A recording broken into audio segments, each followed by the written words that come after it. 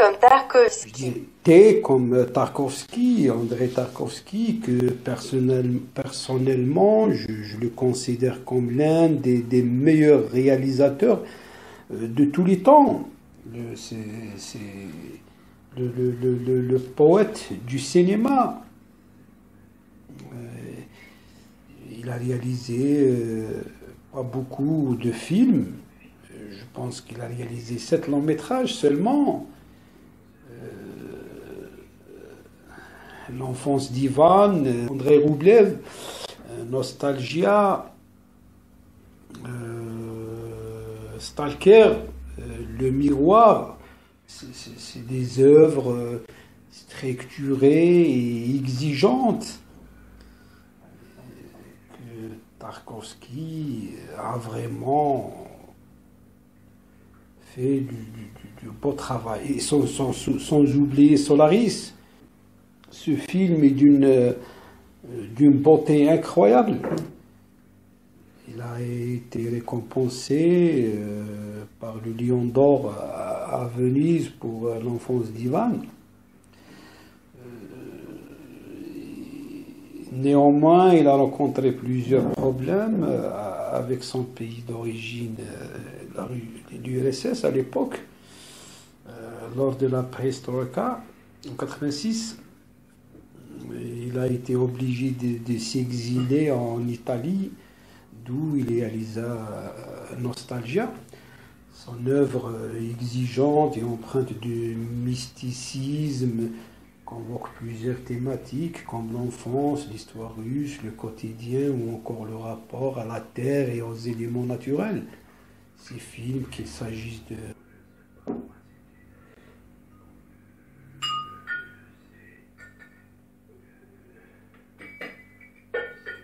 Stalker ou Le Miroir, sont considérés comme des classiques. Je dirais qu'après Eisenstein, c'est Tarkovsky qui prend la deuxième place. L'œuvre de Tarkovsky convoque souvent un arrière-plan philosophique, historique, voire théologique, d'où la réputation de cinéma intellectuel. Pourtant, les lettres de spectateurs et de nombreux analystes, notamment Michel Chion, montrent que les films de Tarkovsky frappent avant tout par leur caractère concret de nombreux objets quotidiens, prenant l'image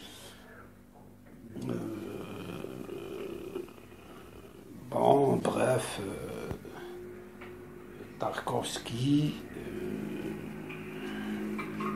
il a été vraiment un génie. Quand on voit Solaris,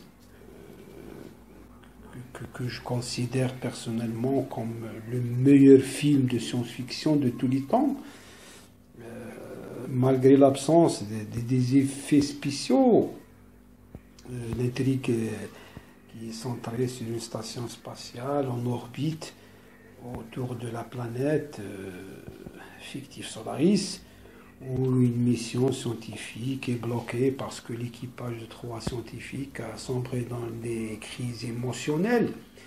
Le psychologue de la navette se rend sur la station pour évaluer la situation, mais il est confronté au même phénomène mystérieux que les autres. Le film est une tentative de Tarkovsky d'apporter une nouvelle profondeur émotionnelle au film de science-fiction. Il considère alors que la plupart des œuvres occidentales du genre comme superficielles en raison de leur concentration sur l'invention technologique. N'oublions pas que Tarkovsky, c'est le poète du cinéma. C'est l'égal de Robert Bresson, le français, dont il était très influencé et dont que Tarkovsky considère que le film de Robert Bresson, Le journal d'un curé de campagne, c'était son meilleur film et qui le classe le premier dans sa liste de ses meilleurs films. Tarkovsky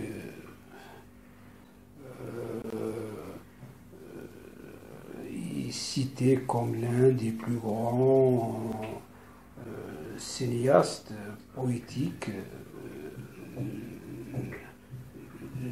de son époque.